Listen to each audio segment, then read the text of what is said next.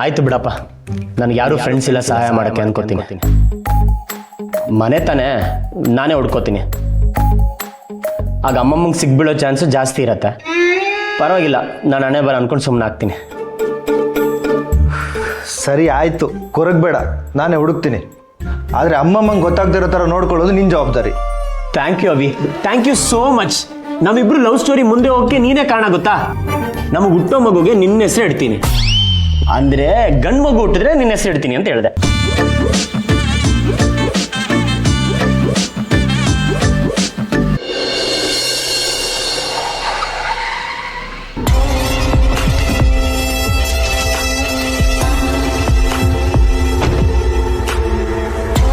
ಮಿಥಿಲಾ, 1 ನಿಮಿಷ.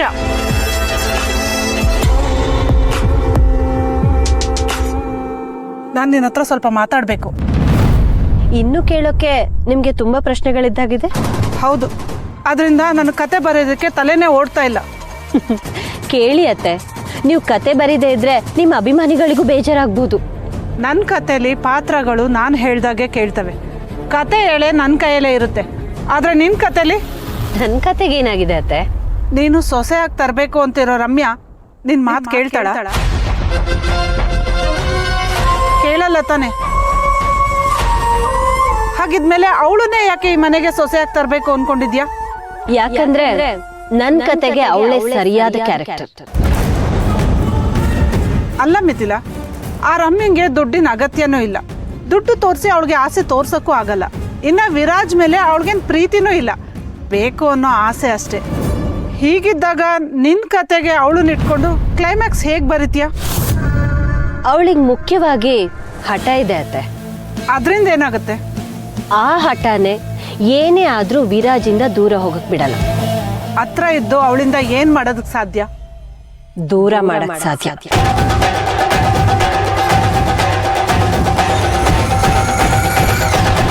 ಅತ್ತೆ, ರಮ್ಯಾನ ನಾನು ಚಿಕ್ಕ ವಯಸ್ಸಿಂದ ನೋಡ್ತಾ ಇದ್ದೀನಿ. ಅವಳಿಗೆ ಯಾರ ಜೊತೆನೂ ಹೊಂದ್ಕೊಂಡು ಹೋಗೋ ಅಭ್ಯಾಸನೇ ಇಲ್ಲ.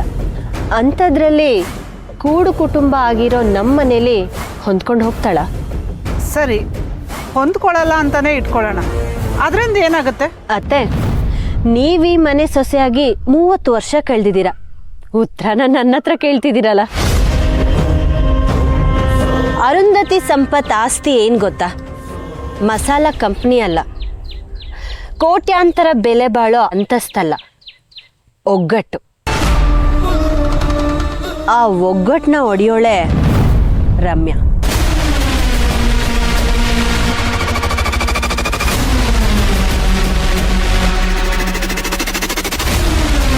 ಹೊಂದ್ಕೊಳ್ಳೋಕ್ಕಾಗದೇ ಇರೋಳು ಮನೆನ 2 ಭಾಗ ಮಾಡ್ತಾಳೆ. ಇದು ಟ್ವಿಸ್ಟು. ಎಸ್, ಯಾರ ಮಾತನ್ನೂ ಕೇಳದೆ ಇರೋಳು ಅರುಂಧತಿಗೆ ಎದುರಾಗಿ ನಿಲ್ತಾಳೆ.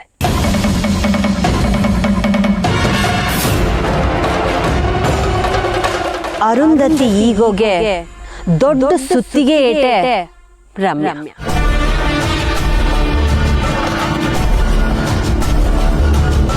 ಅದಕ್ಕೆ ವಿರಾಜ್ ಅವಕಾಶ ಮಾಡಿಕೊಡ್ತಾನ ಮಿಥಿಲಾ.